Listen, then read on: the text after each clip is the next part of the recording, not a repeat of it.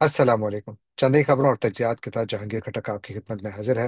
नाज़रीन, आज यहाँ न्यूयॉर्क में जुमेरात की रात और नवंबर की 6 तारीख, जबकि पाकिस्तान में जुमतुल मुबारक की सुबह और नवंबर की 7 तारीख है।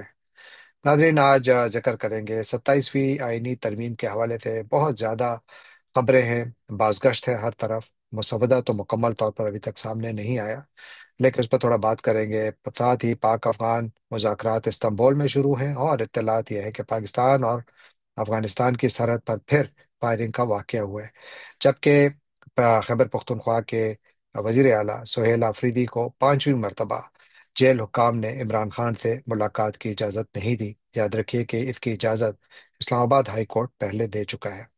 जबकि न्यूयॉर्क के नौमंतखब मेयर जोहरान ममदानी के हवाले से खबरें इस वक्त भी अमरीकी मीडिया में हर तरफ नजर आ रही है, लेकिन एक खबर बहुत दिलचस्प है। वो क्या है, वो आपको आखिर में बताएंगे। लेकिन आज के मौज़ूआत की जानिब बढ़ने से पहले आपसे दरख्वास्त कि अगर आपने अभी तक ये चैनल सब्सक्राइब नहीं किया तो इसको सब्सक्राइब कीजिए, लाइक कीजिए, शेयर कीजिए, कमेंट कीजिए और बेल आइकॉन को क्लिक करना ना भूलिएगा। अब चलते हैं पहली खबर की जानिब।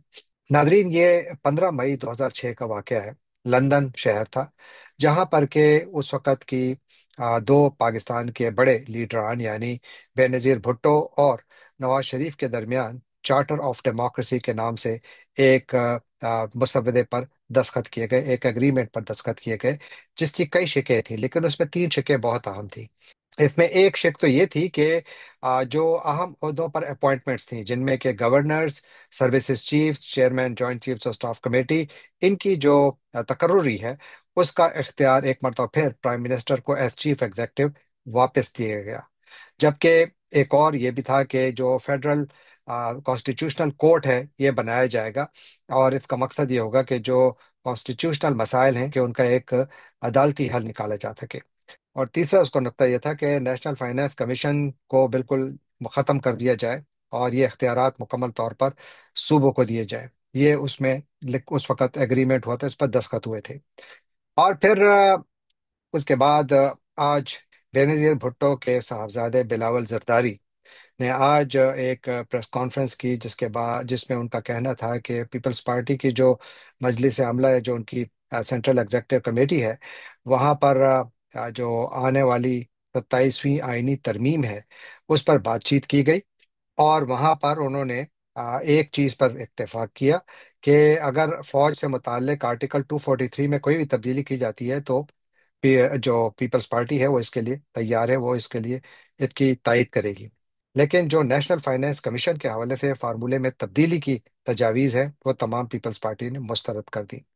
और साथ उनका ये भी कहना था कि आईनी अदालत का कयाम जो है, ये बुनियादी तौर पर मिसाक जमहूरियत का हिस्सा था, जिसका मैंने अभी आपको जिक्र भी किया कि वाकई ये उसका हिस्सा था। ये जो सियासी और आईनी ड्रामा इस वक्त हम पाकिस्तान में देख रहे हैं, इसके कुछ बड़े ही हैरानकुन पहलू हैं। एक तो ये कि यानी मिसाक जमहूरियत या चार्टर ऑफ डेमोक्रेसी 2006 में उस पर दस्तखत हुए। उसके 4 साल बाद पाकिस्तान की पार्लियामेंट ने 18वीं आईनी तरमीम मंजूर की।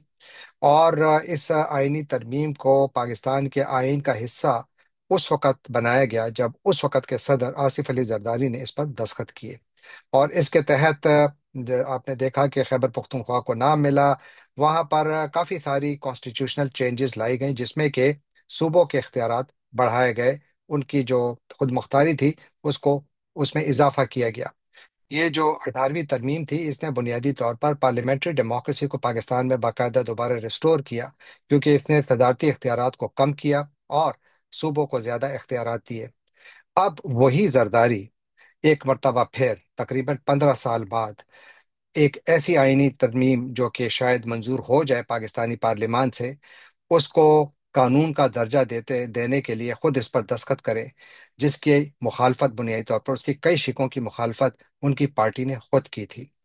और इस सिलसिले में बहुत ज़्यादा इस वक्त हॉब नॉबिंग जारी है, बहुत ज़्यादा सियासत हो रही है। पाकिस्तान मुस्लिम लीग नवाज के सरबरा नवाज शरीफ साहब, उनके भाई शहबाज शरीफ और उनकी जो आला तरीन क़यादत है, वो मौलाना साहब से जाकर मिले और वहाँ पर उनसे उन्होंने उनकी हिमायत हासिल करने की कोशिश की। मौलाना साहब का अभी तक कुछ मालूम नहीं है कि वो किस तरफ जाएंगे। लेकिन जिस तरह हमने पहले देखा, हमने 26वीं आईनी तरमीम से पहले भी देखा और इससे पहले भी मौलाना साहब का जो रिकॉर्ड है वो यही है कि पहले वो थोड़ा ज़रा ब्रेक लगाते हैं, अपनी कीमत बढ़ाते हैं, फिर कीमत वसूल करके अच्छे बच्चों की तरह बैठ जाते हैं। बिल्कुल इसी तरह जिस तरह के आपको MQM करती नजर आ रही है। तो गोया इस वक्त पाकिस्तान में एक ऐसा सियासी बाजार गर्म है जिसके तहत पाकिस्तान के आइन को कुछ इस तरीके से मसख किया जाएगा कि शायद ये पहचाना भी ना जाए। क्योंकि ये इसके नतीजे में ना तो पाकिस्तान शायद अब एक मुकम्मल पार्लिमानी जमहूरियत रहे, और ना इसके नतीजे में पाकिस्तान कोई सदारती निज़ाम बने, बल्कि इसके नतीजे में ये एक आइनी आमरीत बने जिसके तहत एक नया आइनी ओहदा बनाया जाएगा। ये अब अफवाहें हैं और उन्हीं की बुनियाद पर मैं बात कर रहा हूँ। और उस आइनी ओहदे पर एक बावर्दी जर्नैल को बिठाया जाएगा। वो जर्नैल जिन्होंने कि इस महीने रिटायर होना है, यानी हमारे फौज के सरबरा फील्ड मार्शल आसिम मुनीर साहब। अगर ये बात ठीक है तो इसके नतीजे में पाकिस्तान की जो ताकत का तवाजुन है वो मुकम्मल तौर पर बिगड़ जाएगा। पाकिस्तान का जो सिविलियन कंट्रोल है हुकूमत पर वो तकरीबन खत्म हो जाएगा। इस वक्त भी सिविलियन का कंट्रोल नहीं है, तकरीबन नहीं है, लेकिन इस आईनी तरमीम के बाद तो पाकिस्तान के सिविलियन कंट्रोल परमानेंटली फौज के हाथ में चला जाएगा, जो कि पाकिस्तान को एक आईनी आमरीत में तब्दील कर देगा। और इसमें सबसे जो नुकसान पहुंचेगा वो मेरा ख्याल है पाकिस्तान की फेडरेशन को पहुंचेगा। क्योंकि जिस तरीके से सेंटर को मजबूत किया जा रहा है, जिस तरीके से ये जो खबरें आ रही हैं, ये अगेन मैं कह रहा हूँ, चूंकि अनफॉर्चुनेटली अभी तक चूंकि ये बड़े चोरी छुपे सारा काम हो रहा है, कार्रवाई बहुत छुप के हो रही है, इसका मुसवदा अभी तक सामने नहीं आया, तो इसलिए हम इस पर बहुत ज्यादा फेयरली एनालिसिस भी नहीं कर सकते। लेकिन जो हम सुन रहे हैं उसकी बुनियाद पर मैं ये बात कर रहा हूँ कि सूबों के इख्तियारात में शायद कमी लाई जा रही है, सेंटर को ज्यादा मजबूत किया जा रहा है। और एक ऐसे वक्त जब इन पूरे यानी पाकिस्तान के कम अज कम दो सूबों में अच्छी खासी शोरिश है, बलूचिस्तान और खैबर पख्तूनख्वा में। और आप खुद सोचिए कि इस सूरत हाल में अगर आप सेंटर को बहुत ज्यादा मजबूत करते हैं for reasons which are not known, इसकी जरूरत क्या है? इसकी जरूरत शायद सिर्फ यही है कि चंद अफराद की कुर्सी को मजबूत करना मकसूद है। पाकिस्तान इससे कितना मजबूत होगा ये सवाल मैं आपके लिए छोड़ता हूँ। नाजरीन, एक बहुत बड़े बरतानवी मुसन्निफ थे रॉबर्ट लेसी।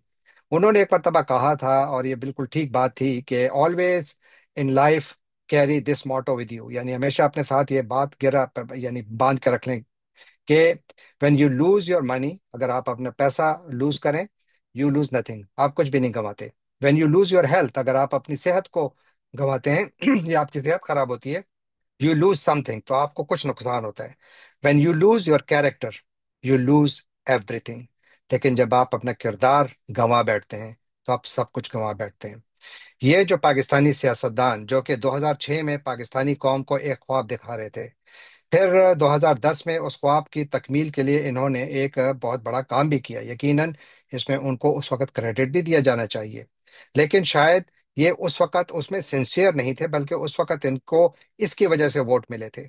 अब जबकि इनको दोबारा किसी किस्म के वोट मिलने का इम्कान नजर नहीं आ रहा, तो वही सियासतदान मिल बैठकर एक अपने ही बनाए हुए कानून को तोड़ रहे हैं और पाकिस्तान के मुस्तकबिल को दांव पे लगा रहे हैं। क्योंकि अगर पाकिस्तान में सिविल मिलिट्री रिलेशंस में जो ये तवाजुन है, तवाजुन तो कभी था ही नहीं पाकिस्तान में, लेकिन जो थोड़ा बहुत भी मौजूद था, अगर इसको भी एक आईनी तब्दीली के साथ इस किस्म की बना दिया जाए कि वो टोटल एक इदारे के कंट्रोल में चला जाए, तो ये चाहे जितनी भी अच्छी इंटेंशंस हों, ये ज्यादा देर चल नहीं सकता। इससे पाकिस्तान में मसाइल बहुत ज्यादा बढ़ेंगे। और ये जो पूरी जो सूरत हाल पैदा हो रही है उसमें सियासी दर्जा हरारत को डेलिबरेटली बढ़ाया जा रहा है। यानी आज एक मरतबा फिर पांचवी मरतबा खैबर पख्तूनख्वा के elected chief minister Sohail Afridi को अडियाला जेल ने दोबारा इमरान खान से मुलाकात की इजाजत नहीं दी गई, बावजूद इसके कि इस्लामाबाद हाई कोर्ट ने इसका हुक्म दे रखा है। आफरीदी आज इस्लामाबाद हाई कोर्ट भी गए, वहां पर भी उन्होंने जो चीफ जस्टिस हैं सरफराज डोगर, उनसे मुलाकात की कोशिश की जो उनसे नहीं मिले।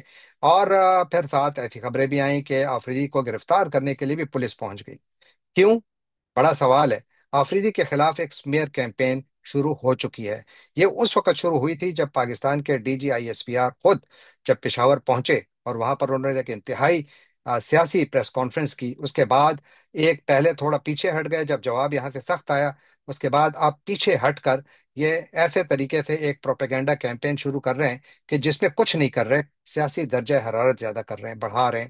کیونکہ سہیل آفریدی ایک حقیقت ہے، وہ اس کو بظاہر تو وہ مان رہے ہیں، لیکن پیچھے سے جو جن کو ہم کہتے ہیں محلاتی سازشیں، وہ دوبارہ ہمیشہ کبھی بند ہوئی بھی نہیں تھی لیکن بہت زیادہ بڑھ گئی ہیں. اور ایک ایسے وقت جب ریاستی ملازمین آئینی عہدوں پر قبضہ کرنے کی تیاری کر رہے ہیں، اور ایک ایسے وقت جب ملک میں شورش بڑھ رہی ہے. آفریدی کے ساتھ ہونے والی زیادتی میرا خیال ہے انتہائی خطرناک عمل ہے.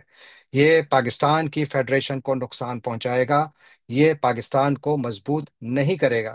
پاکستان میں جمہوریت تو کبھی تھی ہی نہیں، کیونکہ یہ جو جمہوریت کا لبادہ اوڑھے یہ جو سیاسی بہروپیے اس وقت حکومت میں بیٹھے ہوئے ہیں، یہ دنیا کو تو گمراہ کر سکتے ہیں، لیکن اب پاکستانی عوام کو کب تک گمراہ کریں گے یا پاکستانی عوام کب تک گمراہ ہوتے رہیں گے، یہ اب ان کی اپنی چوائس ہے. لیکن اپیرنٹلی میری یہ رائے ہے کہ یہ جو راستہ اپنایا گیا ہے بہت خطرناک ہے. ہمیں اس کی جو انڈیکیشنز ہیں وہ ہر جگہ نظر آ رہی ہیں. آج بلوچستان سے خبر آئی کہ وہاں پر بھی کوئٹہ میں 7 نومبر کو، یعنی وہاں آج انہوں نے ایک جلسہ کرنا تھا پی ٹی آئی نے، وہ جلسہ جو ہے انہوں نے اس کی اجازت نہیں دی بلکہ دفعہ 144 لگا دیا. کیوں؟ کس لیے؟ اس کے بارے میں معلومات نہیں ہے، کیونکہ حکومت کوئی بھی وجہ گھڑ کر آپ کو بتا سکتی ہے کہ جی یہاں پر جلسہ نہیں ہو سکتا. تو اس لیے پاکستان میں جو پولیٹیکل انسٹیبلٹی ہے وہ مزید بڑھ رہی ہے، اور یہ ریاست خود ڈیلیبریٹلی کر رہی ہے. اور ساتھ جو امن عامہ کی صورتحال ہے وہ بھی ایک بہت زیادہ ایک سٹرینج فینومین ہے. یعنی ایک طرف آج استنبول میں پاکستان اور افغانستان کے جو وفود ہیں ان کے درمیان بات چیت کا دور شروع ہوا، لیکن اس سے پہلے جو پاکستان اور افغانستان کی جو سرحدی راہداری ہے، چمن پسپن بلداخ کا ایریا جو ہے، وہاں پر افغانستان کی جانب سے دعویٰ کیا گیا ہے کہ پاکستان نے فائرنگ کی ہے اور کچھ مارٹرز بھی پھینکے ہیں، لیکن وہاں پر کوئی جانی مالی نقصان نہیں ہوا. جو افغان حکومت کے ترجمان ہیں ذبیح اللہ مجاہد، یہ دعویٰ انہوں نے کیا ہے. انہوں نے پاکستان پر یہ الزام لگایا ہے کہ جب یہ مذاکرات شروع ہوئے تو اس دوران میں ہمارے اوپر فائرنگ کی گئی، اس میں کوئی جانی مالی نقصان جیسے میں نے عرض کیا نہیں ہوا. لیکن یہاں پر تشویش مزید بڑھ گئی اور ماحول ایک مرتبہ پھر بہت زیادہ ترش ہو گیا، بہت زیادہ وہاں پر ٹینشن موجود ہے. پاکستان نے اس افغان دعوے کو مکمل طور پر مسترد کیا ہے، اور اس سے ایک مرتبہ پھر جو ایک مذاکراتی عمل شروع ہوا ہے اس سے پہلے ہی میرا خیال ہے کہ بارڈر پر ٹینشنز مزید بڑھ گئی ہیں. یہ ایک ایسے موقع پر یہ واقعہ ہوا کہ جب پاکستان اور افغانستان کے درمیان استنبول میں مذاکرات شروع ہوئے. خیال رہے کہ جو پاکستان اور افغانستان کے مذاکرات ہیں، ان کی میزبانی ترکی کر رہا ہے استنبول میں، اور قطر اور ترکی کی مدد سے یہ مذاکرات ہو رہے ہیں. استنبول میں کچھ ذرائع سے جو معلومات میں نے حاصل کی ہیں ان مذاکرات کے حوالے سے، تو کچھ بڑی انٹرسٹنگ معلومات ہیں. ایک تو یہ کہ آپ دیکھیے کہ ان مذاکرات کے حوالے سے نہ افغان حکومت اور نہ پاکستانی حکومت کی جانب سے کوئی باقاعدہ بیان جاری کیا جاتا ہے کہ جی مذاکرات ہوئے، کیا ڈسکس ہوا، کچھ نہیں. دوسری بات یہ کہ اس سے پہلے کے جو ادوار ہوئے تھے اس میں بنیادی طور پر آئی ایس آئی کے ایک لیفٹیننٹ جنرل وہاں پر بیٹھے تھے، لیکن پھر ترکی اور قطر کی ریکویسٹ پر پاکستان کے جو آئی ایس آئی کے چیف ہیں، جنرل عاصم ملک، لیفٹیننٹ جنرل عاصم ملک، وہ خود وہاں پہنچے ہوئے ہیں، وہ وہاں پر بیٹھے ہوئے ہیں، بات چیت کر رہے ہیں. جو اطلاعات ہیں وہ یہ ہے کہ یہ بالمشافہ ملاقاتیں نہیں ہو رہی، بلکہ یہ ملاقاتیں بالکل اسی سٹائل میں ہو رہی ہیں. لگتا ہے کہ قطر نے بالکل وہی سٹائل اپنایا ہوا ہے جو قطر حماس اور اسرائیل کے درمیان مذاکرات کے لیے جو جو اس نے فارمیٹ اپنایا ہوا ہے، بالکل وہی فارمیٹ لگتا ہے کہ پاکستان اور افغان طالبان کے درمیان مذاکرات کے لیے بھی اپنایا گیا ہے. یعنی یہ جو دونوں وفود ہیں یہ مختلف جگہوں پر بیٹھتے ہیں، اور ان کے درمیان پیغام رسانی کا کام ترکی اور قطر کے جو سیکیورٹی آفیشلز ہیں وہ دونوں جانب پیغام رسانی کرتے ہیں. اس کے بعد پھر دونوں جانب سے مشورے دونوں ممالک میں کیے جاتے ہیں. تو اس لیے یہ عمل بہت سست رفتاری سے بھی چلتا ہے، اور ساتھ یہ کہ بالمشافہ ملاقات نہیں ہو رہی. میرا خیال یہ ہے کہ یہ بہت زیادہ یعنی تشویش کی بات ہے کہ پاکستان اور افغانستان کے تعلقات نے یہ دن بھی دیکھنا تھا کہ جہاں پر آپ کو تیسرے نہیں بلکہ آپ کو دو اور ممالک کی ثالثی درکار ہے.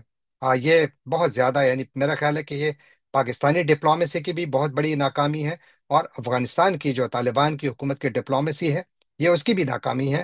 کیونکہ پاکستان اور طالبان کے درمیان جتنے بھی مسائل ہیں یہ آپس میں بات چیت کے ذریعے ہی حل ہو سکتے ہیں. اتنی بڑی خلیج کا دونوں ممالک کے درمیان آنا کہ درمیان میں دو اور ممالک ثالثی کے لیے بیٹھیں، میرا خیال ہے کہ یہ بذات خود لانگ ٹرم دونوں ممالک کے ریلیشنز کے لیے ایک بہت ہی خطرناک خبر ہے. یہ اچھی خبر نہیں ہے.